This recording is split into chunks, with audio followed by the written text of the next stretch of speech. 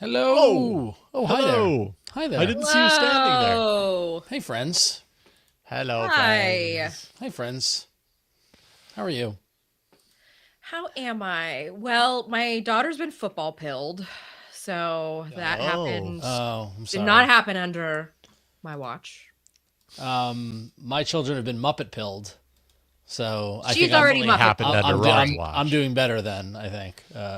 Okay, she loved. We did watch the new Muppets, Ron. Okay, Please watch it. I will say funny. so I recorded iFanboy last night. It comes out on Thursday, and I said it on that, and I will say it again to the we're not full blast on everyone watching live, so I'll say it again at the end of the show. But everyone needs to go to Disney Plus, and whether you care or not, just press play on the Muppet Show and let it play in the background, and just do that about 17 times a day for us, because we really need the Muppet Show back in our life. Okay. Jason, Yeah, did you watch it? I yeah. haven't watched it. Oh, it was so good. For years, I've been saying, and me and my wife have been talking, we've been saying, just do the Muppet Show. It's there. It's sitting right there on a shelf. The format, it works. Just do it. Don't none of this crap, none of this stuff that they try to just do the Muppet Show. It was perfect then. It'll be perfect now. And God bless Seth Rogen. Apparently, if you're on Freaks and Geeks, you have an open door at Disney to do things with the Muppets. But now it's Seth Rogen's turn. Seth Rogen has ingratiated himself in society. Yeah. He is a childless person who very much admits that children exist. Yep. And he also, has I trust him. I trust him with this franchise. I definitely saw his bit of Dirty come through in a couple of the jokes, though, I will say. And I was like, Seth Rogen. It was great. It was fantastic. Apparently, though, the Muppets was very risque for the 70s with some of their jokes as well. Oh, totally it was. Here's the thing, and the conversation on Threads, there was a lot of people having a hard time with this because people were freaking out about the two things people were freaking out about on Threads about the Muppet Show was and you could tell people who weren't really Muppets people, because one, they were like, that doesn't sound like Kermit, that doesn't sound like Fozzie, and it's like, yeah, it's been 40 years. Some of them are dead. Get over it. Yeah, it's different actors. Like, as long as they have the spirit of the characters, which they do, and the current actors or the current Muppeteers are very good, and I support them. But it's not going to sound like, you can't, like, no one can sound just like Jim Henson. He's gone. So that was the one thing, and the other thing was that people were like, what are with these dirty jokes? The Muppets are like, no, okay. Here's how you understand it. Sesame Street, for kids, can be watched by adults and enjoyed. Muppet Show, for adults, can be watched by kids and enjoyed. That's the difference. That's a good way to put it. The Muppet Show was on prime time back in the day. Yeah. It was not a kid show. It was a prime time. Jim Henson and Frank Oz and all those guys in the 70s were dirty birds. They were like 70s swinging dudes. I know stuff about Jim Henson I don't want to say on live and stuff like that will break your wholesome image of Muppets and stuff like that. Dude liked the party, right? So I just broke Flo's brain. I mean, no, but I have a friend who interned at the Sesame Street workshop, so I've heard my own. I had a former boss of mine's partner was on the touring company of the Muppet stage show in the 80s or whatever, and had stories. Let's just say that. Yeah. I mean, it was also the 80s, right? Like, our parents and everybody. It was just. Yeah. Let's just say that Jim Henson. Love skiing? I mean, a lot of people. Well, yeah. Well, I mean, like, what is his cause of death was streptococcal toxic shock syndrome, which is infection which led to pneumonia. Right, and then he had a very compromised immune system. Mm-hmm. Early 90s. Yes. So tragic. All right, let's talk about positive things. Here we go. Hello. Was there first of all, was there a biography or anything that spells all this out? Is there a book that goes into detail? I'm sure there is. Yeah. No, actually I have the seedy underbelly of Jim Henson. I have a book about I haven't read it yet. I got it for Christmas actually. Hang on, I'll get it. I don't know if it talks about I it, though. totally read that. I will say in this line is that actually there's this creator called Matt Baum. He does a lot of amazing content about LGBTQ, like the wider pop culture and LGBTQ issues. And there was one of the kind of like, I guess one of the OG crew, Richard Hunt, who did the voice of Scooter, and kind of like his like backstory as being like a gay cast member and how he kind of like slipped in like queer content and kind of like some of the implications like about, was it Beaker and Benson and the little things like that. So yeah, if you Google gay Muppets, the creator's Matt Baum, he does amazing work on just kind of tracking the history of like gay culture through like TV shows and everything else. So yes, look it up. It's really good and it's very inspiring. And geez, did I cry a lot at the end because unfortunately, I believe Richard Hunt was also gone too soon because of the AIDS epidemic. Anyway, not to be sad again, but it's actually a very like heart-lifting story, and you should watch it. And you will cry at the end, though, if you're like me. So anyway, yes. And All right, well, that said, let's talk Riley about- says Bert and Ernie. They were the best. They were the best. So my children, we watched the new Muppet Show, and now they're hooked, and so we're watching the old Muppet Show from season 1 onward, and we're like episode 2. I think Connie Francis was the special guest, and like Kermit was like special guest Connie Francis and Bert and Ernie from Sesame Street, and like Bert and Ernie were the special guest stars on the second episode of the Muppet Show, which is fantastic. So, oh hey, Clinton is here from the cruise ship. So Checking in from the cruise ship. Checking Yeah, that's in the from the life. cruise ship. Awesome.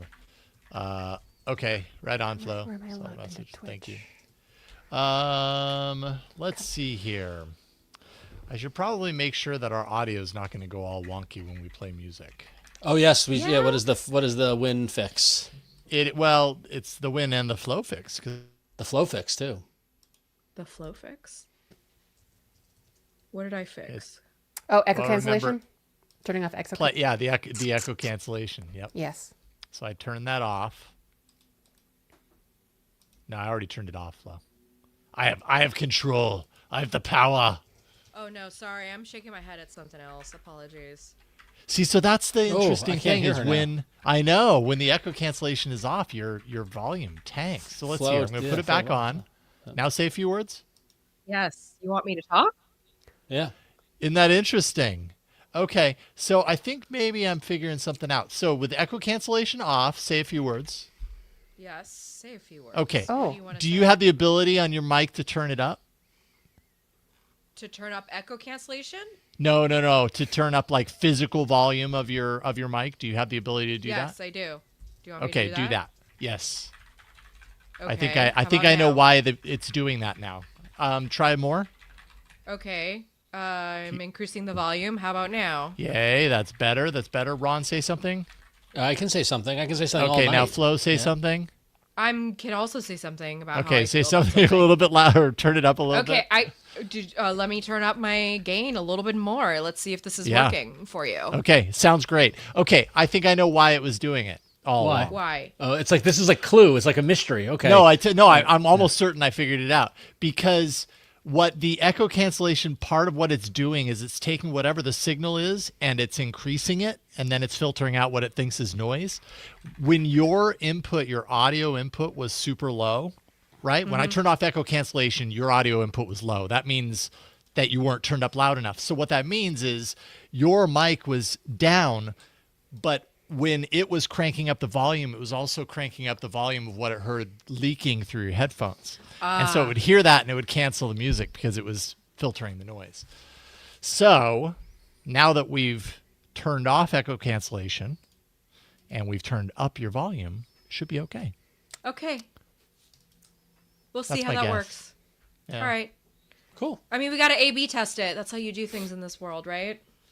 Yeah. I mean, your audio sounds better. With echo cancellation on, also, you get this like watery kind of effect to the audio. I don't know if any of you noticed that, but Win, say a few words. 7 years ago, something, Ipsum Lorem Filler. Sorry, I was Okay. working on tech stuff today. Yeah. Good. Okay. I think we'll be good. Actually, Win, say a few words while I play the intro. I don't know. Okay. Okay, now Flo, talk. Android Faithful is a great Yay! Yay! There we go. We fixed it. All right. I think we figured it out. I love finding clues. Listen. It's a clue. Listen Hey, here, Scoob, Sherlock. It's a clue. All right, should we do a show? Sherlock. Yeah, let's do it. Let's. Now that we've fixed it. We fixed the clicks. We fixed the music the canceled thingy. What else are we going to fix today? Society. What's a bigger issue than just a podcast? Can I call out sick? It just seems like, oh, God. Not sure we're going to fix that one, So much work. unfortunately. And then, Ron, you're doing the intros? I guess so. Yeah, no, I signed it to myself, so Okay. might as well. I figured that was my penance for missing the show. I missed the show last week, didn't I? You did. I don't know. Yeah, I was in Portland. Yeah, I don't know which way is up and down, my friends. Dude, yeah. tell me about it. Yeah. And Neither I do keep I. asking myself. Whew. I did find the gimbal though, Flo. Oh, thank God. Thank God. He found the gimbal. I found the gimbal. We're making found the content, gimbal. everybody. We're making content. So Found the content gimbal. I found the gimbal. So Okay. Okay. Let's do this rock and roll. Let's before do we it. run out of time. So I'm going to side stage Win. I'm going to side stage Flow. I'm going to deactivate my video. Kind of rhymed.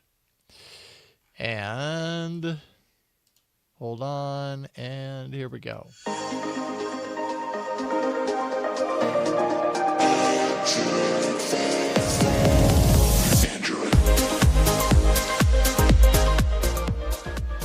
Well, hello, and welcome to a love-filled edition of Android Faithful, this Valentine's Week edition of Android Faithful. My name is Ron Richards. We are your source of Android news, hardware discussion, and love of the Android ecosystem. Oh, I'm Hey, doing Jason. the air heart thingy. I don't even know what it's called. I'm Jason Howell. I'm going to it now. I'm trying to get the emojis to go. There we go. And I'm Florence Ion, an adopted Gen Zer who learned this It is a love last year, fest. actually in 2024. I will tell you, I'll give you a little adorable bit. My daughter, when she gets on the school bus in the morning, I wave goodbye to her, and then she makes the little heart with her hands on Yeah. the school bus as she That's goes. It's very nice. cute. So, but yes, it is Valentine's Day will be this Saturday. So this is the special Valentine's Day edition. And I'm kicking myself that I didn't make a little bug droid image of a Valentine's Day guy. So Yeah, sorry, I was but- wondering yeah, about I that. know. Well, We're when we get to the feeling patron love? pick, you'll see I went with a community pick, and it was too adorable to not Fair. choose. So yeah, so.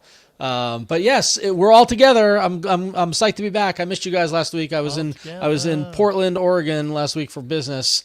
And I was so excited to get away from the mountains of snow here in New York.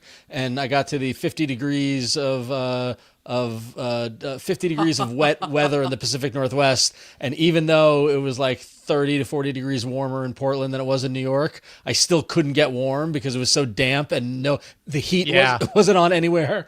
And I don't know if you've ever been to Portland, but everywhere smells it smells like hippie, damp. and it was just damp. like hippie, and it was just like it smelled like rosemary. He acts everywhere like I he went. didn't live in Lower Haight for like a decade. Yeah, Okay. right. I know, but it was a long time ago. It was a long time ago. So it was good to be He's back forgotten. in New York in the freezing cold, but where everything smells like garlic. So at least Because in my it's house. At too least there's cold. that. Only your house smells like garlic. Outside, anyway. No, but Portland was lovely. It was awesome. I really liked it. It was awesome to be there. So, but I missed you guys so much on Tuesday. I then had that feeling Tuesday night where I'm like, I'm supposed to be doing something. Huh? Yeah. So. But, Yeah, well, that was the feeling that you get when somebody somewhere in the world is saying your name. Every time you felt that, we were saying your name. We were got it. calling Yeah, you there was into something. the There was a show. twinge in We the do air. talk Yeah. about you a lot when you're not here, which I don't know what Yeah, that some says. good, some bad. Anyways, we don't need to dive into it too deeply. But we got a pack show this week. It's good to be back. But we got a pack show this week. We got some numbers. We got some Samsung. We got an email with a response to last week's episode. So we got YouTube music. goodness. We got some good stuff. Jason, you did a review. We got a video of yours we're going to talk about. So Sure. let's We can talk get about right that. into it. So Jason, why don't you kick us off with the news? And give us some market numbers. I love market numbers. Oh, Market it's great when we numbers. start the show with numbers, with Yeah. a report. Yep. You gotta love starting the show with a report, or a rapport, if you want to call it that.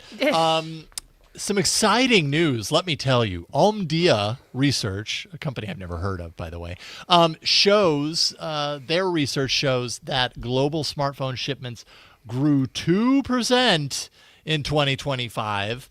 So grew. The expectations, however, are that the market's going to drop 7% in 2026. Everybody's saying this is going to be a bad year for smartphones, and AMD is on that train as well.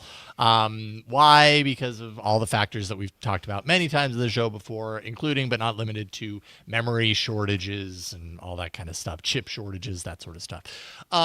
Some specific details to call out here.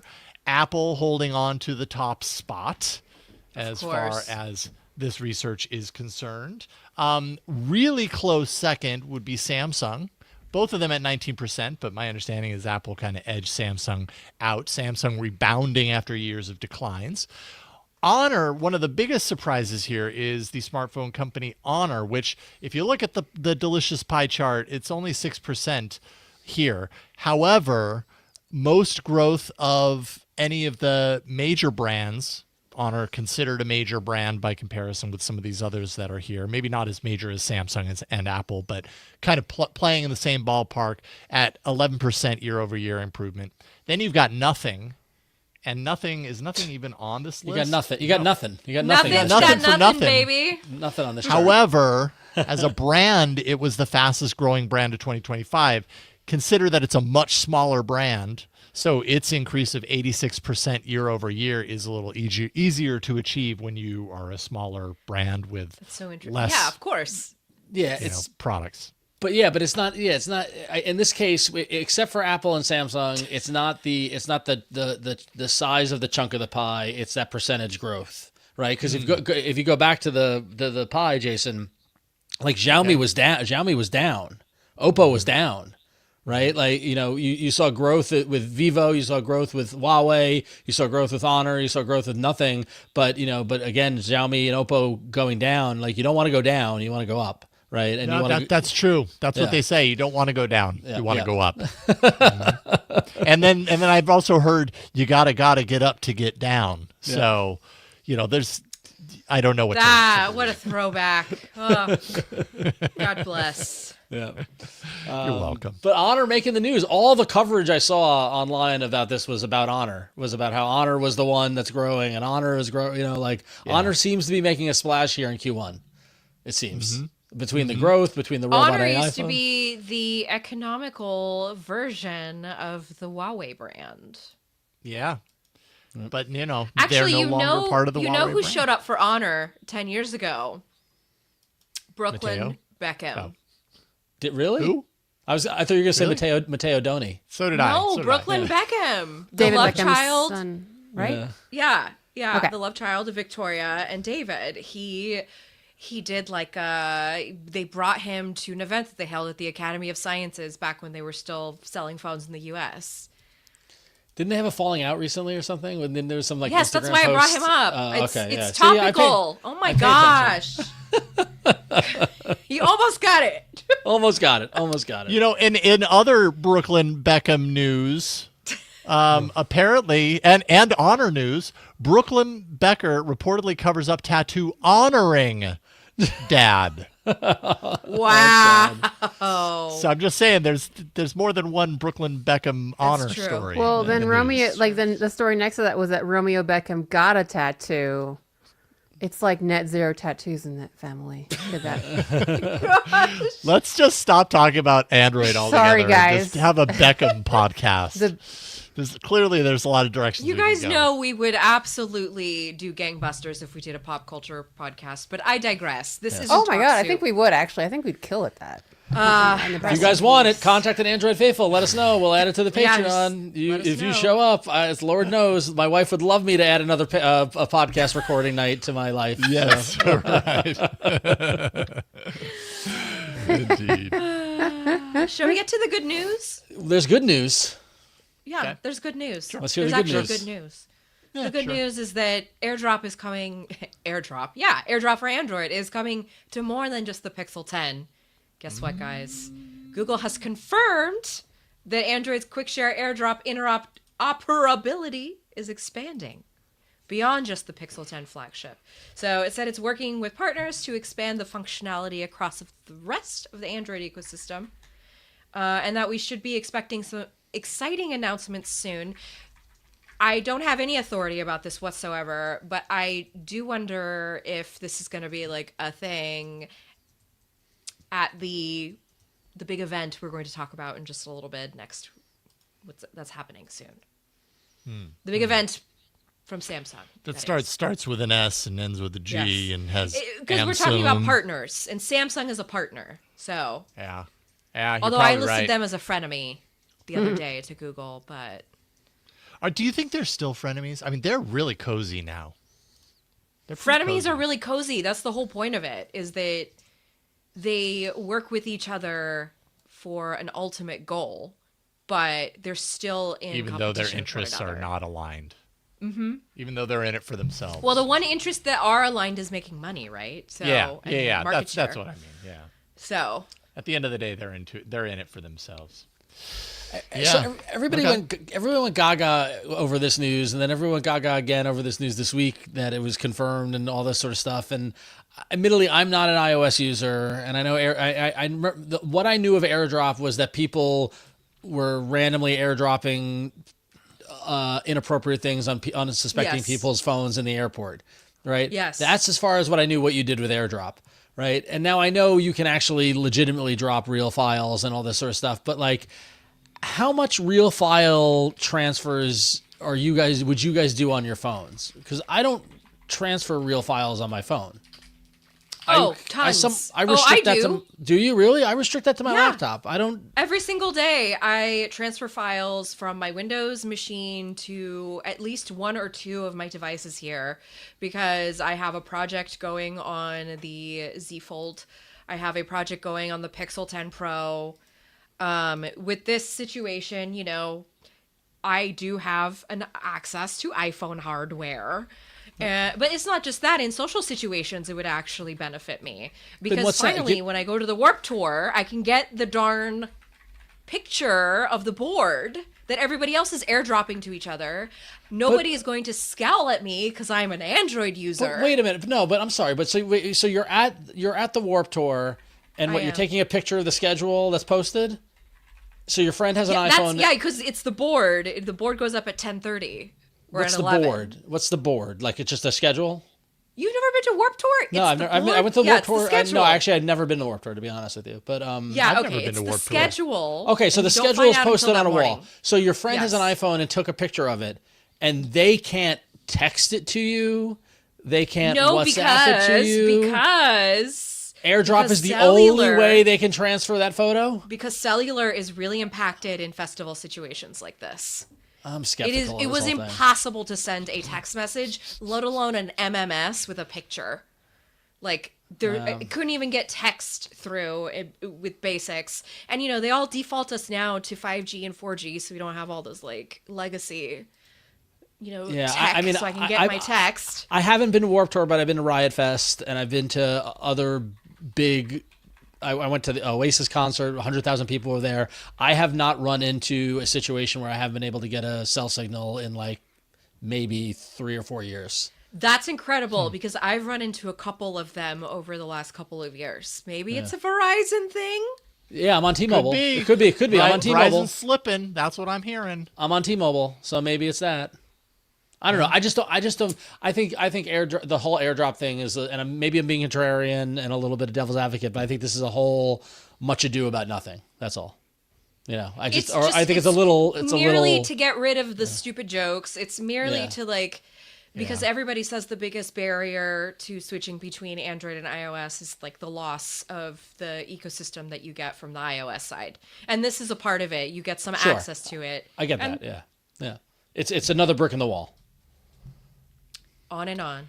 Yes. I mean, I feel like I've heard iOS people in my life who aren't techies actually use AirDrop. Like, it's a feature that they actually use. Right, and I want to know how or what. Because they'll be like, here's the picture of my lover. Yeah. And then, can you AirDrop it to me? Oh, yeah, sure. Yeah, totally. Yes. No, I'm serious. This has happened before. No, I'm only sort of joking. How do you think girls share images? We send it to each other with exactly that inflection. Is how they all talk like the Valley Girl. Yeah, They totally know. I don't know if Gen Z talks like that anymore, but yeah. No, it's true. Sorry if I've offended anyone out there. But I have known people that sound like that and use AirDrop. So, it's fact. So there you go. Vocal fry. Oh well, we'll see. I don't know. It's not like I'm like my wife has got her W-2 and I'm like, oh, AirDrop it to me. Like it. It's well. So that's my question for you, Flo. When you say sending files, are you sending? And you don't have to reveal anything you don't want to reveal. That's not my point. But are you sending photos or are you sending like yes, because Excel files or like what are you? What year is it? Well, you guys, okay, maybe I'm admitting too much. I do a lot of internet scraping. Yeah. Okay. All right. Okay, so you're feeding also, your AI model. We get it. So everyone doesn't know Flo's also a PI on the side. Flo GPT. She's feeding her model is what she's doing. Someday I will have my own on-device model. No, but in all sincerity, I scrape a lot of YouTube, right? I've been really into like scraping live shows and like cutting them up into like MP3s and blah, blah, blah. So I do all that work on the computer because there's no way I'm going to do that on a phone or even like the Z Fold. And then I transfer it using QuickShare. Also, when I go like to Instagram, I'm scraping pictures of Yost Klein. I'm scraping pictures of like funny memes. We're all doing that. I'm downloading 90210, like restored clips of 90210. And this is all for me to keep. And then I put them on my different devices so I have them for like memes and stuff. You're like a QuickShare super user. See, like when I need to share but you're the use case, right? That you're definitely pushing that feature further than I do. Yes. I don't ever think to use this feature when I want to share between devices. If I'm going to share a file and it involves my phone, 9 times out of 10, it's probably going to be a photo. And I either like go into Google Photos and tap for it to sync so that I can go to it on the web on the machine and download it, which is stupid. Like I could just use this. Or I, have like a folder, like a media share folder in my Drive account that I dump stuff in. And then I realize as I'm saying this out loud, I'm doing the total workaround hack when I don't need to because this exists, but old habits die hard. Well, actually, no, that's not right. Because if you have a Windows PC, the easiest way to get things synced up is that you can basically mount your Pixel device, for instance, and then over here, Pixel is part of like my computer, so I can just like scroll right down here underneath my Dropbox. Flo is a 10 Pro. That's the name of my phone. I just go ahead and open it, and I have access to all my files. I can just like drag and drop between the phone and. Okay. That's all to say, guys. There's a lot of beautiful magic that you can do now. This is great. There's a lot of ways. This is all good. This is why we love Android, because it does all of these little niche-y things. And why does this exist? Because we want all of the ways and not just some of them. That's yes, why and we want Apple to. We want the iPhone people to accept us. Yeah. Yeah. There we go. Okay. I feel better. Grumble, grumble. Now that we admitted it, yes. All right, let's move on. Let's move on.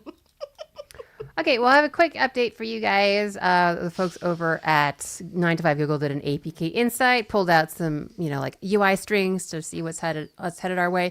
Nothing too like bombshelly, but kind of a confirmation that Google, with the new aluminium, we'll say aluminium OS. I like aluminium OS. I think it is aluminium.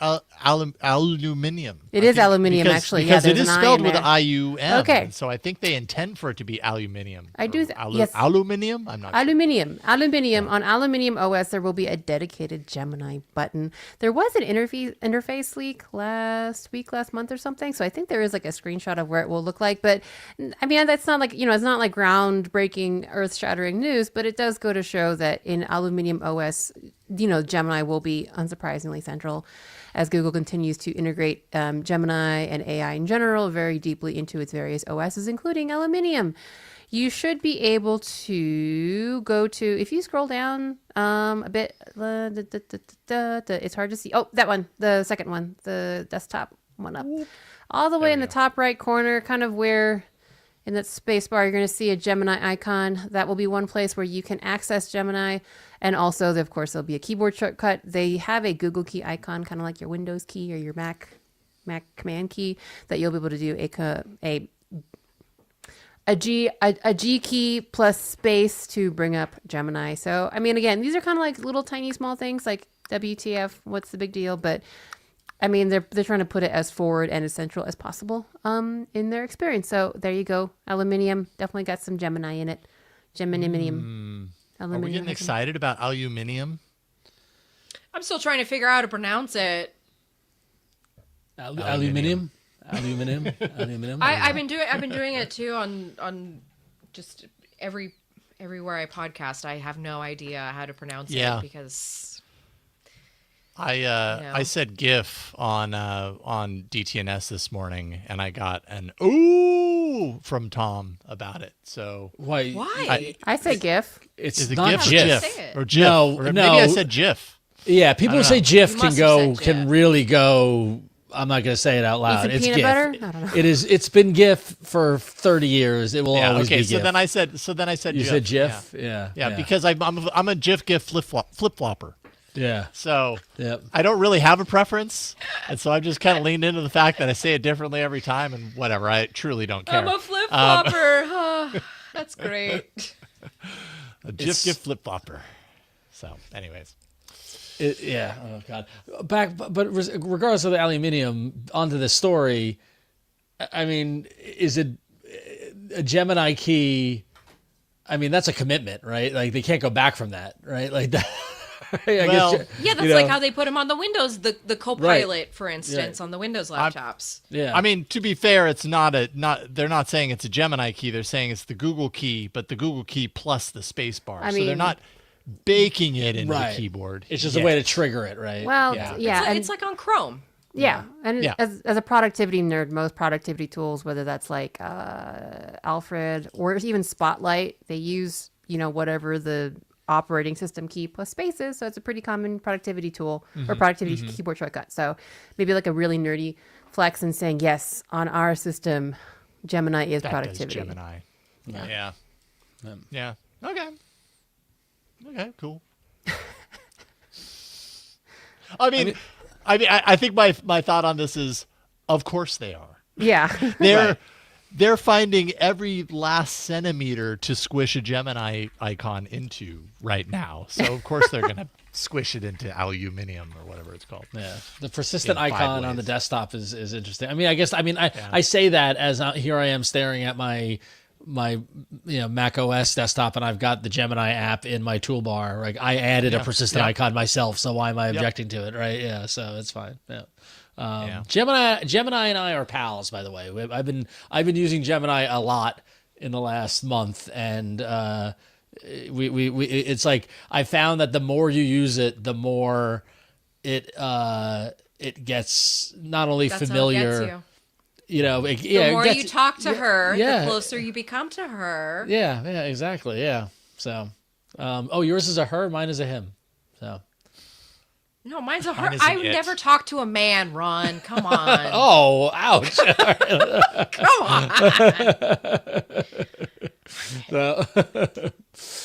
on. All right. Anyway, moving along. That was the news for the week, but no, we don't stop there.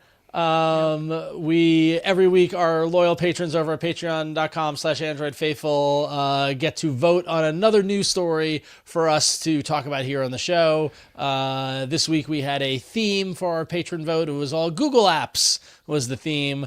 But first, over at patreon.com/AndroidFaithful, we illustrate the patron pick vote with a lovely bug droid image that is often provided by you, the community. And this week, I want to give a great shout out to Ray Madison for sending this adorable image of a bug droid playing with a little pup. And Ray said he made this with Gemini while his own pug pup was trying to get him to play with him. Which I was like, dude, And put the instead of keyboard playing down, with go the play with the dog, I dog. made an AI Yeah, image. exactly. But it was a very, very cute bug droid playing with a puppy. Who can say no to that? You don't need to be a patron to see the Bug Droid image every week. You can go to patreon.com/AndroidFaithful. You can see it there. It's in the free and clear. But while you're there, sign up and then you can vote. Look at that. See how that works. So this week we had 3 stories that you could choose from. And I don't know what they are because they're not up in front of my screen. So I'm going to pull them up right now. But like I said, they were all Google themed. And the story that came in last that nobody voted for, well, 9% of you voted, was the fact that Gboard is working on supersizing your emoji. And if you want to hear us talk about that, you can tune into the after show that patrons get, the exclusive bonus content that's available on Patreon for patrons only. We'll be talking about supersized emoji on Gboard. Coming in second, it was a close race with 42% of the vote. Gemini screen automation will place orders, book rides for you on Android. Some more Gemini becoming even more aware of what your needs are and doing things for you in a very rabbit agentic way. We'll be talking about that on the after show because that came in second. But the winning story with 48% of the vote was a story over on Android Police about the fact that Google Messages preps the return of a feature you didn't even know was gone, which is very, that's a very, I don't know if it's a judgy title or it's a very subjective presumptuous title. But turns out, those of you that use Google Messages, you might have noticed this, but back in last summer, back in July, Google Messages did an overhaul of the details page when you go to the details of a message, and they removed the section that says edit history that displays edits made to an RCS text message. What's great about RCS is that you're able to edit your text that you send to somebody. I often use this when I make a stupid typo or if I said something inappropriate or whatnot, but there is a paper trail and you can see what those edits were, which is also great because that's good for accountability and things like that. And for some reason, that edit history disappeared. Sure enough, some people noticed because there's been some complaints over on the Google product forums and things like that. Well, sure enough, looks like edit history is coming back, but we don't know when. Android Police is actually reporting on the work done by the fine folks over at Android Authority who dug into version 20260.121 of the Google Messaging app, and they were able to activate this section, the edit history section of the details page in the app. So it's there. It's just not exposed to users as of yet. And usually that's, and Huyen, you could probably educate on this, but usually developers will put stuff in the code but not make it accessible until another piece is there. And honestly, I don't even know why or how that works. Maybe you can educate us that on that when I finish my ramble about this. But sure enough, the edit history, and they have some screenshots here on Android Police where you can see how it is currently, where there's no edit history, and then with the reveal where the edit history is returning. And so presumably at some point, when whatever other code updates need to happen, edit history will return to Google Messages and all will be right in the world. So why does this happen? Why is there code hidden in apps? Oh, a lot of different reasons. Depends on how big the feature is. If a feature is really, really big, usually it behooves us to kind of like release, and especially if it can be like broken down into different pieces, it kind of behooves you to, kind of build things out kind of in a piece by piece way. And if something is testable, it makes it easier. It makes it easier to kind of have it in the app, but kind of hidden. We usually say flagged. It could also be A/B testing that we talked about earlier. Sometimes, if we have different treatments, then of course you probably will be hiding some of it for others and not some of it.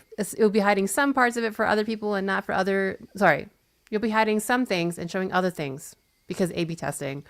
But yeah, it has just a lot to do with development and just how we do things. Like you might be doing like things that are best tested on an app, on a device, but that you don't want end users to look at. Maybe you're running some kind of load test or just other kind of things that you really don't want people seeing. But a lot of times it's just easiest and most accurate to test on physical devices with apps. So that's kind of why sometimes things get put out in the wild. Yes, and then endeavoring people like 9to5 Google or Android Authority go through the code base and then see things that we presumably flagged. But yes, it's a really, really common practice.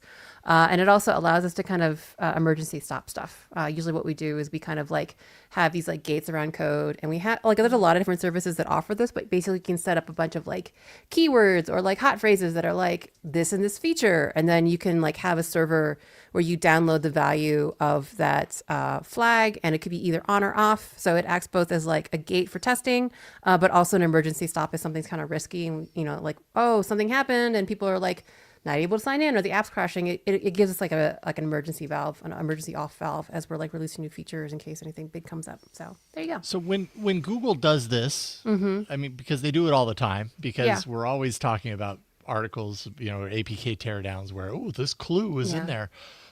When they do this, like, do you think they're upset when it's discovered? Because like they got to know that somebody's going to be scouring through and finding these things. Have they just, at this point, just kind of accepted the fact that like, well, I mean, clearly people are going to know that feature is on the way because it's there? Or do they actually think like keeping it in there is going to keep it hidden? Because that's obviously not the case. No, we know. I mean, like the amount of people that are going to discover it. Yeah, and like even like this is like a little bit of dev stuff, but like if someone really wants to decompile the app and find things like these strings, and actually a more serious problem is that if an app is using a third-party service, usually you have like a little API key that like identifies your app and allows you to like make service calls.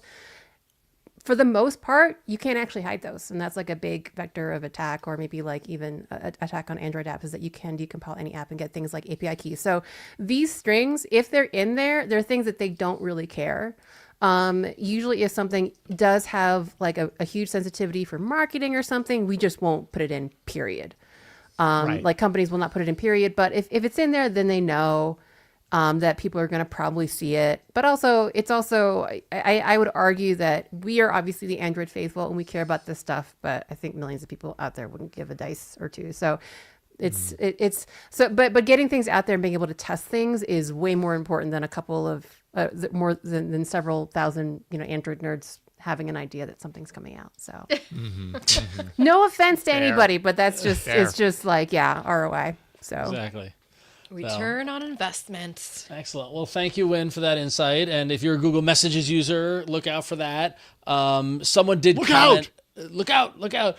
We did get the comment. Jared, one of our patrons, did comment on this saying, forget the edit history. I just want Google Messages to auto-delete the OTP texts, which I'm right there with you. And it's supposed to be doing that, but it's still... It doesn't catch everything because it doesn't catch everything. Changing. The scam is changing too. So it's like... Yeah, and the OTP is just rampant. It's just insane. And it's funny because I'm actually, when you'll appreciate, for Scorbit, we're implementing 2FA and OTP and all this stuff. So it's just like just so many texts, and it's like frustrating. But nonetheless, also I want it back, Google. I want the separating your conversations from promotional text. Remember the categorization that it had? Remember that one? It was such a great feature. I don't know why they got rid of it. It's so silly. Yeah. Anyway, thanks to everyone who voted. You can tune into the after show where we'll talk about the 2 stories that didn't get voted. You can see that at patreon.com/AndroidFaithful. You can sign up there, and you can help support the show. We thank everybody who supports the show. Specifically, we'd like to thank Brandon Bequeath and Ian Costigan, who's coming in from the UK. Thank you guys both for supporting the show. And if you go to patreon.com/AndroidFaithful, you can sign up. If you sign up at various levels, you can get an ad-free version of the audio podcast. You don't need to listen to those pesky ads. You get access to the bonus content with the after hour show. You get cool merch like a mug or a t-shirt and stickers. Really cool stuff on there. So thanks to everybody for supporting us. And I'm going to stop talking now. We're going to take a break, and we come back. We got lots of hardware, lots of Samsung to talk about. So we'll be right back after this ad. If you're listening to the ad version of the podcast, if you're on the ad-free version for the patrons, you're going to get no break at all because we're going to be right back in like a nanosecond. See, that was no time at all. There you go. Well, no time at all to take a sip of water. Absolutely. Well, guys, should we talk about it? Should we just jump into it? Jump into it. Before the show today, Samsung made it official. They are announcing the next phones. February 25th. That's a Wednesday. It's coming up in basically 2 weeks, a little less than 2 weeks. 2 weeks. Whatever. 2 weeks. 2 weeks. We're going to have the brand new Galaxy S26. And what's really interesting is that even though this announcement was made official at 3 p.m. Pacific time, what was interesting is logging on this morning, I noticed a lot of the rumor mill was really, really hot and heavy on the Android blogs. It just seems like every little bit about these new phones is coming out. Like, that's it. What have we got? We've got fully leaked specs for the Galaxy S26. Now, Samsung is going to announce this at an event in San Francisco. Okay. And so we will be here. We will be there and here. I am here and we will be there at the event to show you the new Galaxy S26 family. And of course, it's been fully leaked all over the leak email. Couple of things that really stand out to me. So we know about the Snapdragon 8 Elite Gen 5. That was expected. As well as the Ultra coming with 16 gigs of RAM in the pricier models. Interesting considering the memory shortage that's going on right now. But Galaxy S26. So there will be 3 models. The Galaxy S26, the Galaxy S26 Plus, and the Galaxy S26 Ultra. Okay, so it is no different than the last couple of years. I know the rumor mill wanted us to think about a Pro and wanted us to think about maybe another Edge, but none of that is happening. Instead, each of these phones has its own special thing that it really is supposed to fill in for. In fact, the Galaxy S26 Plus is going to be the thinnest of the 3 devices. So if what you want is a 6.7-inch display with a lot of the power under the hood, like the Galaxy S26 Ultra, you would choose the middle tier, which is also the thinnest because there's no S Pen to be accommodated. Again, none of this is, by the way, none of this is confirmed. This is all me regurgitating the rumor mill that I have taken in today. So I hope you're enjoying this in some capacity. Don't worry, they always get it right. You've got there's nothing to risk, nothing to fear. Yes. Galaxy S26 still going to be the small little guy, but it's going to be tiny bit bigger 6.3-inch display instead of the 6.2 that has been happening in the last couple of generations. So again, at least there will be a tiny phone. And then, of course, the Ultra, the S26 Ultra will be the big kahuna, the one that has all of the flashing lights, all of the reasons you'd want to spend what is probably going to be an egregious amount of money, definitely over $1,300. We're just gonna put that there. Things we're expecting from it, we're expecting a privacy display so that nobody can look off from the side and see what you're doing on your phone. We're expecting camera algorithms that are new, so no longer the over-processing, that happens usually on Samsung devices. Instead, Samsung is reportedly going to be going for a more real, lifelike, natural photography look, something that rivals the Apple iPhone and, they said under their breath, the Google Pixel. Because remember, they're frenemies. So we're not supposed to say that part out loud. Yes. Couple other things, big batteries, AMOLED panels. Those batteries are probably going to charge a lot faster. So finally, I think we are getting the 60-watt wired charging capability this year. And Qi 2.2 compatibility, by the way, but only in charging speeds. Because the rumor mill told us this morning that there's no way in heck Samsung was going to consider putting all those magnets on the back of their phone. Not with the S Pen there.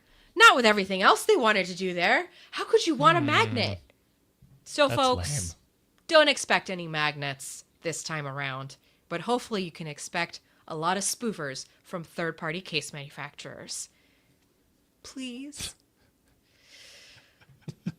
That was me praying, by the way, for those listening to the audio-only version of the show. I did prayer hands up to the sky. To the Android god. Please. Please. So no magnet inside. That's kind of a bummer. But that was already Yeah. leaked and rumored, right? Yeah, I mean, I this is just know. confirmed, This is That's just the thing. confirmed. I just want to be surprised. I gotta stop doing the show. I quit. I Like, Yeah, when you're was in the la- wrong business. Not funny, Ron. When was the last time you were surprised by any of this stuff? It all leaks so. Why is it leak so much now? It never used to leak this much. Well, let's just say that if there is a surprise, we truly wouldn't know about it right True. now. Yep. So there could be. Yep. There could be. You never know. Yeah. Yep. But I mean, probably I will say whatever the supposed spec list is that was leaked by WinFuture looks very similar to what I imagine a Samsung spec sheet would look like in my email. I have nothing. I know nothing about any of this right now. What I do know is that Android Faithful is going to be at the event in 2 weeks. We're going to be there. Okay. What I do know is that you can pay attention to androidfaithful.com for the news that's coming out. So we're going to be on the pulse of the Galaxy. Ooh, look at that. We're Well gonna be on played. the pulse. Well played. And you know what? We're also a little relieved we don't have to go to San Jose this time. I'm not going to lie. I love San Jose. Shout out to San Jose. Just hosted the Super Bowl, but you know, I love San Francisco. I love a reason to go. So thanks, Love it. Samsung. You're giving me a reason to go. Yeah. love it. It is exciting when there's a new event. I mean, it's hard not to get excited even when you know everything that's happening. It's the cadence of life. It's like Yeah. Yep. it's like as people have new babies, you're like, oh, that's right, life keeps going. And so as Samsung makes new phones, that's right, life keeps going. Yep. It really is How the beautiful. start of a new year. Samsung's coming out with their next Galaxies. Exactly. Now's the Although a time to little make later your than that. resolutions. Okay. Any other Samsung news? Yeah, well, speaking of new galaxies, so people that like to watch the IMEI registrations in the GSMA database have sleuthed out some new version numbers that seem to point to the wider Galaxy Z Fold being possibly released globally this year, maybe next to the regular Z Folds. There's a lot of sleuthing in here, but the short of it is these are definitely not flip numbers, kind of given precedence of the previous pattern of flip versus fold model numbers, and also given that it reportedly the wider fold has a code name of H8, and we can associate the previous code name Q something something.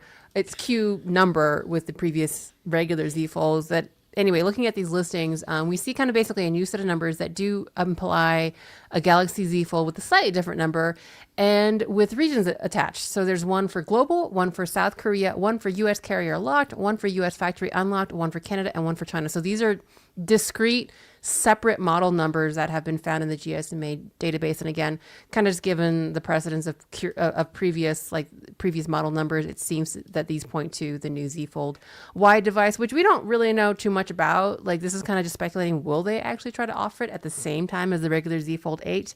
We don't know. Reports do suggest, and I guess just to be a little more specific, because I know I personally was wondering how wide was wide, because I was kind of hoping for like an OG Pixel Fold wide. But the rumor right now is that the inner screen will be a 1:1, or for some reason Sam Mobile calls it 1:1 or 18:18. Is there a significance of 18:18 versus just calling it a 1:1 / square That's a screen? good question. Is there a It's a difference? really good question. Anyway, it looks like it'll be a square inner screen. And generally it will be shorter and wider than the regular Fold models. I really, really would have liked a proper landscape inner screen, but we'll see. So they're definitely coming. Something's coming, y'all. And it does look like a more global release. So there you go. I mean, not there you go, but there we may have. So Yeah. There we possibly go. Yeah. I literally just got my invite to Galaxy Unpacked email while we were talking about all this. No way. And I don't know about you guys, but I'm getting a $30 credit to use towards other eligible Galaxy devices when I pre-order at Samsung.com. Yeah, So, that's the big promotion that they're running, is you get $30 back, which honestly is very small compared to years past. Years past they were doing, I think it was like either $100 off for the pre-order, or that you would get an automatic upgrade to the next spec bump up. According to this email, there's some math here, because it says reserve now, save later, get up to $930 in total savings. Because it Yeah, I says there's saw a that. $30 credit and up to $900 with the trade-in or a $150 credit without a trade-in. So choose your own adventure. It's just getting even more and more complicated as Samsung continues. Plus, you can enter for a chance to win a $5,000 Samsung credit. Boom. Act now. And That you is also so much receive- to spend on Samsung stuff, I have to say. Yep. I would probably buy a TV with that. This email is Just in crazy. case anybody wanted to know what I would buy. Yes. There's a 4-step process. Step 1, reserve now, be eligible for your $30 credit. Step 2, come back and pre-order on Samsung.com. Step 3, claim your reserve credit to use towards other eligible devices during pre-order. Step 4, take advantage of up to $930 in total savings during pre-order. This is very complicated. Yeah. And then there's a link that says, how useful was this email? Give feedback. That's good. Amazing. Thanks, Samsung. That's good. Are you still reading? Are you still here? Interesting. Interesting. I just checked my inbox. I do not have that email. Well, you're I'm not special like feeling I am. So I'm feeling a little left out. Dang, dude. Gosh. Ouch. Yes, indeed. Well, you want to talk about an Android device that you can wear on your face? Android in your face. Android in your face. Now, do. whether you want to is a different question. Let me see here. I didn't even pull it out. I'm surrounded by so many glasses. I just forgot that I didn't even get. Is this the year of glasses, by the way? Is this really the Well, year for of me it glasses? Yeah, it seems like it. For me, it is. I've got so many glasses right now that I'm working on. They're like one after the other. But these are different. They're also very large. Look at these things. These are the Not very Inmo subtle, I will say that. No. I will say Nerdtastic. these are the AR glasses that look the most like the emoji with the nerd glasses. Yes. By the way, so for our audio listeners, Jason Yeah, put on these AR glasses that are the Inmo Air 3 glasses, and they imagine the emoji with the nerd glasses. That's what they look like. Yeah, there it is. There it is. So, yep. Yes, these are the Inmo Air 3s. Oh boy, maybe I won't share this link with them so that they can send me more glasses in the future. The thing about these, okay, so they are just ginormous. They are massive glasses, especially when you put them up against some of the others. Like these are Vitour glasses, which look a little bit more like glasses, right? Or Vitour. Or you look like a 90-year-old guy. Like we get you like a hat, like Uncle Junior on The Sopranos, right? Like yeah, yes. Oh, these would really work for that. Absolutely. So these are AR glasses, yes, but they are running a legitimate kind of version of Android. I think it's Android 14 is actually the version number. I'm trying to get my camera to focus here. What's interesting about these is, and I did not expect this when I received it, right? These were released originally in China. Inmo's a Chinese brand. They released an international version just recently. And apparently on the international version, which is the version that I have here, these are GMS certified. So right out of the box, when you throw these on, in the little app, area at the bottom of the display is the Play Store and the Google Chrome browser. And you can go on there and you can install all of Google's apps. And it's essentially an Android phone that you wear on your face. oh my gosh. Which, and you can kind of see as I'm moving it around, you see those blocks right there. That's the waveguide display. So that's what gets projected on inside of the lens to your eyes. And, sorry. Is it cool? Is it cool? Yeah, it's cool. Sure, it's cool. What do you think? Is it cool, Ron? Is it fun to use? I mean, like when you've got Android on your face, like is it? Well, I think when I was playing around with that, the thing I was constantly trying to figure out, because you can install any Android app on here, right? Mostly. I was just trying to figure out, okay, but are regular Android apps meant to be worn on your face, right? Like, I'm sure there will be apps that are designed for this form factor, and Inmo has its own app store that's also installed on here. That and some of those are tailored to the glasses. They're not amazing, but they are tailored nonetheless. But like having the Play Store is, it's like one of those things. It's like, oh, well, that's really cool. But now I've got like a phone version of an Android app in my glasses, but but not in vertical format. Like it is actually true horizontal and everything. It's just, yes, you've got access to millions of apps, but are they meant to work on your face? Like from a control perspective, From a UI standpoint, yeah. Like what? from a control, there's like a swipe to tap zone on the temples, right, for control. Yeah. There is let's see here, a ring, which I'm trying to. The control. It's like a control. Yeah. It's just it's a ring. Yeah, it's like an air mouse. Sorry, I'm trying. Well, that's cool, Jason. You love rings. Oh yeah, so yeah, I should put it on. I should put it on on the thumb. I should put it on my thumb. I didn't even think about that. Yeah, then I could go like that. No, it probably would not work. It's meant to be like an air mouse. So like if I move like this, the mouse, or the pointer inside of the glasses moves that direction, up, down, and then you tap to hit go and everything. This was probably the control mechanism that I liked the most, but still it was kind of finicky at times. Mm-hmm. And then there's like a touchpad type control mechanism, which is, kind of like an actual mouse touchpad, You've got your like touch zone trackpad, here. right? Yeah, like a trackpad. There we go. That's the name of it. And you tap to enter, and there's a few physical buttons for camera and home and back and that sort of stuff. It's funky. Like these are $1,100. They're not inexpensive. They're I'd say at the end of the day, and by the way, the camera is centered. I think part of as I called out in my video, I totally did a throwback to Revenge of the Nerds. So definitely watch for that Easter egg. But part of the Revenge of the Nerds quality is the camera in the middle and the kind of the thick bezel quality of it. But that camera does landscape images, which my experience with smart glasses is that they usually do vertical only. So that's kind of cool. If you're doing POV stuff, it's landscape, good for long form. The quality's okay. It's not amazing. But I think at the end of the day, I find these interesting as just like an experiment. Like, what's it like to wear Android on your face? And, the battery life is pretty bad. Battery life's like 60 to 90 minutes if you're pushing it, Yikes. Yikes. And that's, by the way, not unique to these. I also have... Ray Neo has a pair of smart glasses, the X3 Pro that I'm testing.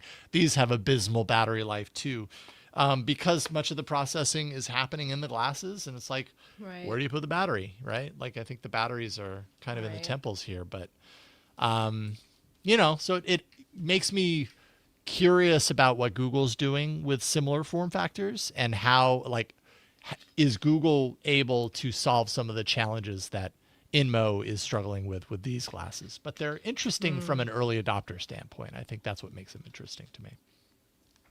So, yeah.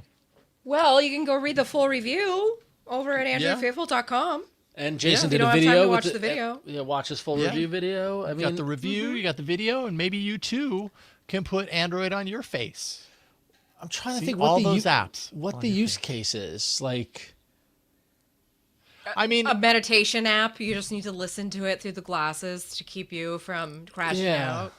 I mean, and actually, Willie in the chat has a good point. He's saying, as annoying as it is, this is why the Apple Vision Pro has a separate battery you put in your pocket. Oh yeah, right. Totally. They are different devices, right? Like this is actually, if you're watching the video version, I put my camera up to it, so this is what you see. If you're looking through the glasses, is in this case the full Play Store, but. I mean, these aren't meant to be full immersion lock, close you off from reality. These are meant to interplay, but they don't really interplay with the world. It's not like anything that you're seeing digitally is pinned to the world, unless you're running the right app, and then you could probably do it, but it's kind of limited in that regard. I think it's an experiment in my mind. It's kind of like, well, what would people do if they had Android in this particular form factor? Like, I'm trying to think, is this like on the plane? Like, is this a travel device? Is this a commuting device? Is this an on the couch device? Is this could be at the because you could install, like I installed YouTube on here, and you can absolutely watch YouTube. Yep. And it's it connects, because it's Android. It can connect to your wireless access point directly. It doesn't have to go through your phone. Although if you're walking out into the world, it doesn't have a mobile data connection, so you have to tether it to your phone, you know? Right. So yeah, it's an interesting thought experiment, if anything else, I think. It's An fascinating. interesting thought experiment. Yeah. I mean, Google announced that it's going to do the thing. And so naturally, anybody who wants that is going to wait until Google does the thing.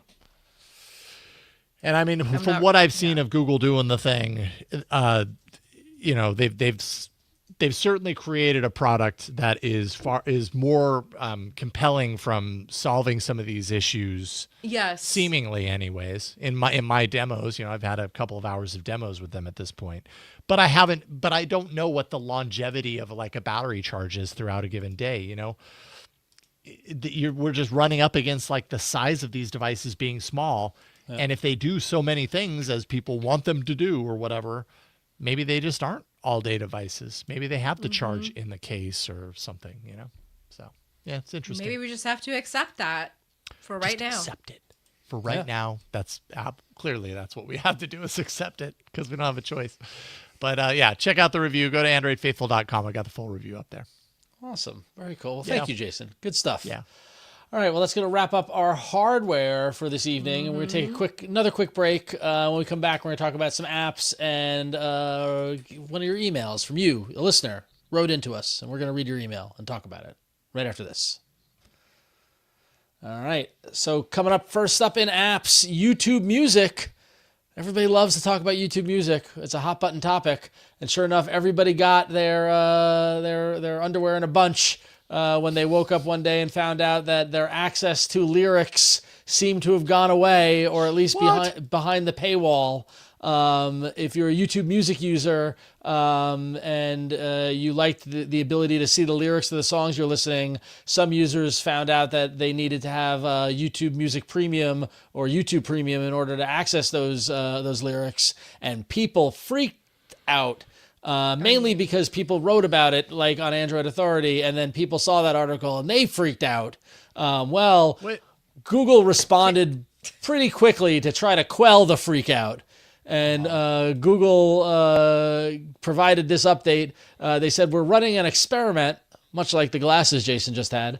We're running an experiment with a small percentage of ad-supported users that may impact their ability to access the lyrics feature repeatedly.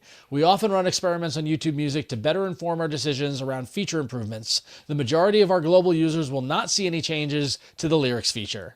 So what you had here was a small group of users who were on ad-supported, who weren't on YouTube Premium, who previously had access to the lyrics feature in YouTube Music, and they got dropped into an A/B test like Wynn was talking about earlier, where YouTube was testing, maybe we'll paywall the lyrics access and see if this gets them to upgrade to Premium or not.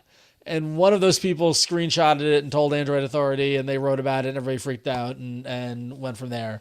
So based on this reaction, maybe YouTube Music and Google won't paywall the lyrics because everybody freaked out about it, or maybe this is a sign of things to come. Time will tell. Who knows what that A/B test yielded? A lot of people looking at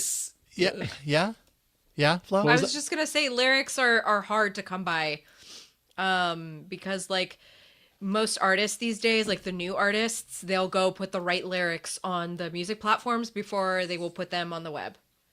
So interesting. If there's no lyrics on Spotify, it means that there's nothing official that's been fed in yet. And so whatever you will find out there is just stuff that fans have come up with on their own. Right. Are a lot of people going into lyrics YouTube are still a Music big deal.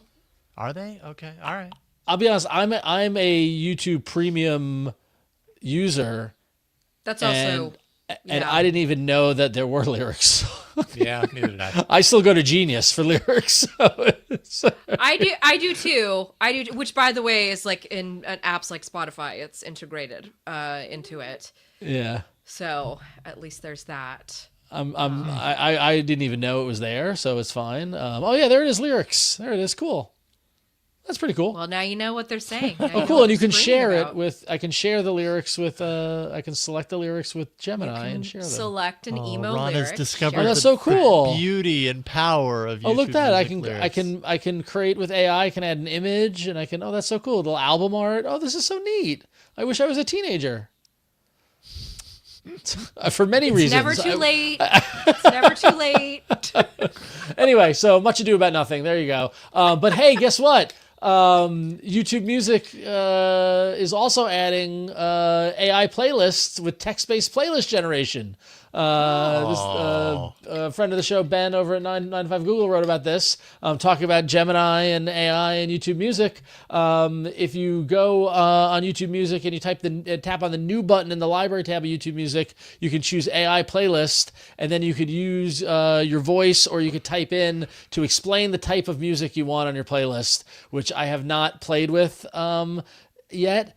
And I probably would get very amusing results if I did, because I have very specific music tastes, and I doubt that it would do well. But we're going to do it live because that's fun. So I'm going to do new AI playlist, and I'm going to say, give me a playlist of Long Island hardcore. All right, and it's thinking. And Long Island hardcore would be hardcore bands from Long Island. That's how you define it. And now the gradient is spinning. So you can see. Oh, there you go. And oh my God, it nailed it. Oh, Hallelujah. did it really? I mean, I'll give it a 90. I mean, it led off with that's so bad. It named it Strong Island Stompers. And it put Crime in Stereo, Incendiary, Vision of Disorder, Silent Majority, Kill Your Idols, Koyo, but then Bone Thugs and Harmony. What? Wake up. Yeah. Just like in the middle of all that. So there's a Long Island, there's a great Long Island hardcore band, Vision of Disorder, who is the third on here, and it added the song Disorder by Joy Division. So okay. Good song, not the right genre. But it got real close. It got real close. Yeah. It put the last song on the playlist is Papa Roach. Oh boy. Which one? Which song? One Track Mind. Wow, of all the songs? Okay. Not good. Let's pick one from But a still, random- that Intelligence doesn't have taste. That did better than I thought it would have. So Excuse me, did you just say Papa Roach isn't tasteful? You're gonna have to walk. Well, no, that I one back know with you me. were saying why that song, and I was just saying, well, because it doesn't know which is the right song. All right, Jason, I hear you. At least that's what I'm gonna say right now. That was pretty cool. So anyway, It put Papa Roach on there because it knew you were doing the show with me. That's probably why. Yeah. Yeah. So Okay. there's some YouTube Speaking music of pushing for you. buttons. Yeah, that's my transition. I like the it. next news story. Speaking of pushing buttons, Google Home has a good update. Listen, it's really good for us to tell you about what's going on with Google Home, because all this little stuff that is making your smart home more useful is getting updated very quietly on the back end. And this time the app update includes support for buttons. And you might be wondering, are you telling me Google Home hasn't been cooperating with smart home buttons all this time? It's true. You know what's really frustrating is a lot of those buttons you would have to set up through a third party. So for instance, one of the most popular buttons is the Philips Hue button, right? Because you can tap the button and set up a bunch of lights to like go off and on. But you'd have to run that routine through the Philips Hue app and then get that routine funneled into Google Home and blah, blah, blah, blah, blah. Now, this lets you just do the routine specifically from Google Home, which is really nice. There are a couple other little automations, automation magic that's included in this as well, which is you can set off routines based on humidity. So if you've got one of the fancy new generation thermostats, you can say, hey, when we reach this point of humidity, let's get the AC going because we need to dry it up in here. You can finally set up a robot vacuum, which, believe it or not, all this time you couldn't trigger You couldn't trigger an action based on if the robot vacuum was docked. So it's like these little things that they added to it. You can also trigger a routine based on battery status, as well as the binary state. So if something is closed or open, if there 2 points are hitting contact, if there's a leak, something like that.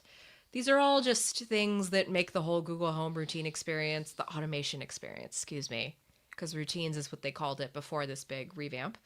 It's all makes the automations a lot more helpful. Now, I do want to add that I've been reading about this button thing, and supposedly this is supposed to be a big win for IKEA's new smart home stuff. So I guess they released a bunch of new smart home gadgets that obviously are very affordable, like the brand is known for.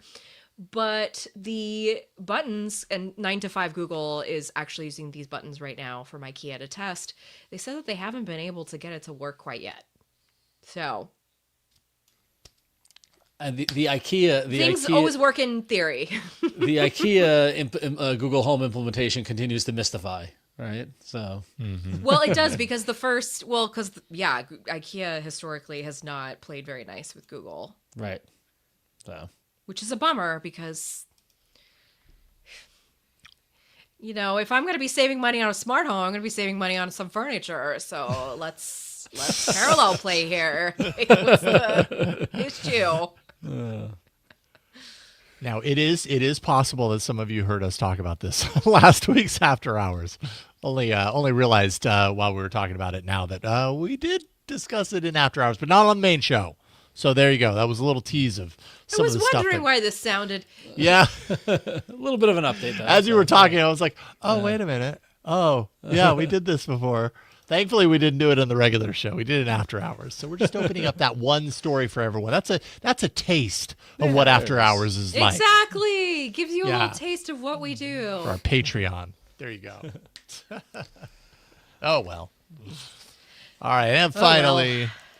And finally, for those of you on Pixel, you might notice some changes to your at-a-glance widget. So the at-a-glance widget, I feel like if we have it, we love it. But one thing that can be a problem is that because it is transparent and a little tiny, depending on what your wallpaper might be, it will be hard to read. So in the vein of good accessibility, you will start to notice maybe that your at-a-glance widget does have a transparent background, or at least rather a scrim, as we call it in the biz.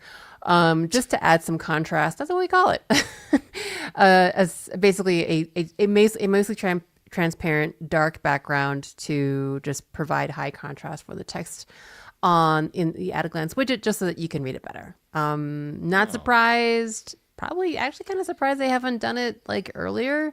And I did notice when I switched over to Samsung this last time that their equivalent to the at-a-glance did have, wasn't as delightfully transparent. But to be honest with you, yeah, my background's like a lot of darks and lights. So I while I missed the slickness of transparency, gosh, it really does make a difference when you can actually read stuff on your at-a-glance type widget. So There you go. If you notice it and you think it's less cool, totally understand, but can't doubt it's a little bit easier to read white text on whatever your lovely wallpapers are with a little bit of a scrim behind them. So there you go. I feel like Google just created an at-a-glance product team, because I feel like at-a-glance has been in the news like every week for the past month. Like there's like they've been pushing it. Yeah, pushing it for some reason. Between this and Magic Q, like where they're really trying to get some things going again. Right. Yeah. At-a-glance, I think I like at-a-glance, and I missed there was that one moment when the Pixel 10 came out when at-a-glance, like I saw the magic of at-a-glance working when it like told me what the Met score was and like whatever, and then it went away, and I've never been able to get that back, and I want it back. It's probably with the messages sorting my personal messages and promo messages, but yeah. So I find at-a-glance very helpful for telling me what's coming up for me. What's next. I need that help really bad. So I switched to Niagara Launcher, so I don't see it. Yeah, wow, I paid for premium this year too. I'm on the train. Wow. Look at that. I left the Pixel Launcher. Goodbye, baby. No more for me. Wow. All right. That's almost top story worthy. Yeah. We should bury the lead, Flo. So. Yeah. I know. Kidding. All right, that's going to wrap up the app news. Now it's time to hear from you, the listeners. You can email us at contact@androidfaithful.com. We love to hear from you. Please keep the emails coming. And seriously, I sit here at my computer all day. I'm like, when are they going to write me? I want to see. I want to get the emails. And I was so happy to get an email with a direct response from last week's episode, which I missed. So I had to go back and listen to the episode to see what they was talking about. But Jason, take it away, sir. All right. So this is from Patrick from Middle Tennessee, who writes, hello all, been really enjoying the podcast and have been listening since the All About Android days. On episode 134, Flo was stating that there are no good music players out there for Android anymore. I am here to tell you that there are two good ones. Yes, prove me wrong. First is Symphonium. This app supports local music on your device, as well as a bunch of self-hosted streaming services, Plex, Jellyfin, and others. It's one of the best music players I've used in a long time. The second one is Pixel Player. You can download it from the releases section in their GitHub. It's fully Material You themed. This is only a local music player, no streaming. It works really well, looks great, and is easy to use. I'm going to see if I can pull this up here real quick so we can show them. Oop-a-doop. Sorry. And I have one to throw in after we show these because I can't believe you didn't think of it, but maybe you did, but I didn't actually listen to the show. So yeah, so we got Symphonium. Yep. Oh, Symphonium looks really recently. nice, by the way. Symphonium looks very No cool. data shared with third parties. I like that. Yeah. Cast a Chromecast, offline. All right, Okay, a little bit of onboarding, but then after you get it onboarded, people generally give it a pretty good review. Okay. Okay, all right. I'll check it out. I'll install it. GitHub, Pixel Player. Is there a way to... Oh, yeah, there it is. Yep. So this is on GitHub. Oof, the screenshot. Oh, look at that, Material You. A little I big. know. Oh. Look at that. That's pretty Ah, cool. Look at that. Here, I'm going to just keep it this Just size, show that. 'cause Yeah, there you go. It looks, yeah. It's a very Material You bubbly design. Looks Squiggly and bubbly and different size. Oh, that is bloopity pretty. blops. It's got like Yeah. it's got the squiggly progress lines and everything. Yeah. It's Yeah. got the lyrics the same way that they would look on Spotify. Yeah. So And then- I'll throw one into the mix, which but Plex Amp, which is the folks from Plex have their own music player, which there was a point in time where I was like, I'm going to use Plex Amp and put all my music on my Plex server, and I'm not going to have any streaming service. And I didn't actually stick to it, but I do have Plex Amp, and it's pretty cool. So so if you have a Plex server and you have local music, you can stream all your music via Plex Amp. So There you go. We try our best. yeah, We all try our but best. it was a pretty, if memory serves, it was a pretty good music player, great Android app. So Yep. I had that for a while. yeah. And then I relented and succumbed to the Went fact back that to all my streaming. music is streamed from a cloud server somewhere that belongs to somebody else. I don't actually own my music anymore. Yeah. Wow. So, Yep. all right. Thank you, Patrick. Awesome. You too can chime in with feedback from the show. Email us at contact@androidfaithful.com. We love to hear from you. Seriously, you don't write enough. You can also send in audio. You can send in MP3. You can send in video. Keep it to about 30 seconds. We'd love to hear from you. If you send in an audio or video, it increases your odds of making it on the show like tenfold. Seriously, like It's, it's so funny. We've been saying that for years. and I think very few people take us up on it. Very, very few people take us up on hard it. to But be it's true. perceived. Yeah. It's a lot of people being perceived is tough. Yep. It's tough. So, we've already passed that, so we've Right. been. But if you want to be perceived, you will get, as long as it's like There you go. 30 seconds to a minute, and it's not horribly racist. More than likely, you'll get on the show. Oh my So- God, Yeah, no, and yeah. not racist at all. Not horribly Yeah. racist, absolutely not. just not at all. Thank you. As long as it's Yeah. Oh my appropriate. God. We do have standards. Yeah. so It can't there even is be that. mildly racist. Just be No. appropriate. Just be a good person, please. Yeah. Okay. All right. With that, we're gonna wrap the show up. It's great to be back. Win. Why don't you lead us off? Tell folks where they can find you. No racism, please. You can find me at randomlytyping.com. I'm sorry. It's only okay we're laughing about it because we are not people like that, okay? That's the only reason it's okay to laugh about it. Yeah, I'm an Android engineer. Have been going on my 14th, 15th year of doing Android development. Still love it. Still doing it. And yeah, I still give talks about it. randomlytyping.com. And if you find me, I'm Queed Code Monkey 8 places, although I'm on a social media break. But that's me. Thank you. Excellent. We love to have you in. All right, Jason. Yeah. Tell folks about your stuff. Okay, well, because I'm still kind of getting it rolling. If you got a podcast or you want a podcast, I can help you. It's true. I'm doing podcast consulting now. I've had a couple of meetings and they've been really fun. It's a fun experience for me to talk to people about their podcasts. So go to PodTuneUp. It's URL podtuneup.com. Check it out. Awesome. And Florence, where can people find you? You can find me at florenceion.com or on another podcast that I do every week with Andy and Natko called The Material Podcast. It's over on the Relay Network, relay.fm/material. And of course, you can read all my stuff various places on the internet. Right now, I'm writing a lot for Lifehacker. So Very cool. Check that out. We love Lifehacker. And Android Faithful, of course. Don't forget about my newsletter every week, guys. Of course. Sign up forget. for that. Don't forget it. And you could find me over at threads.com/RonXO. That's where I've been posting my majority of my nonsense these days. I went big on the Muppets in the last week, just so you know. Be prepared. You drove some Muppets engagement. I did. I drove a lot of Muppets engagement. Yeah, it's been a lot of Muppets. Yeah, no kidding. So, yeah. It's a theme for you, man. Yeah. Well, that's why I was like, I didn't even know that it was out yet. And then Ron started posting, and I was like, oh, crap. Okay, I need to go watch it. Oh, that looks delicious. So yeah, but that was a very good meal in Portland. Actually, that was a good. I treated myself to a nice little pasta dish in Portland. But having fun at threads.com/RonXO. So make sure you go follow me there. So Yay. cool. All right, well, that's gonna wrap us up here on Android Faithful for this week on February 10th. Listen, this Saturday is Valentine's Day. Just tell someone you love them. It goes a long way. Anybody. Anybody. And go to patreon.com/AndroidFaithful and tell us you love us and support the show. And tune in to the After Hours show where we're going to talk about the news stories that didn't make the cut this week, including we're going to talk about the Super Bowl, the Gemini Super Bowl ad, as well as Lineage and Nothing's new phone, as well as the other patron pick stories that didn't get voted on. So it's going to be a fun time. So you don't want to miss out on that. And of course, go to AndroidFaithful.com where you can get all the great stuff that we're writing there. Sign up for Flo's newsletter. We'll be back next Tuesday with another episode. It'll be fun no matter what. So we'll see you next week. Have a great week. We love you. We'll see you next time on Android Faithful.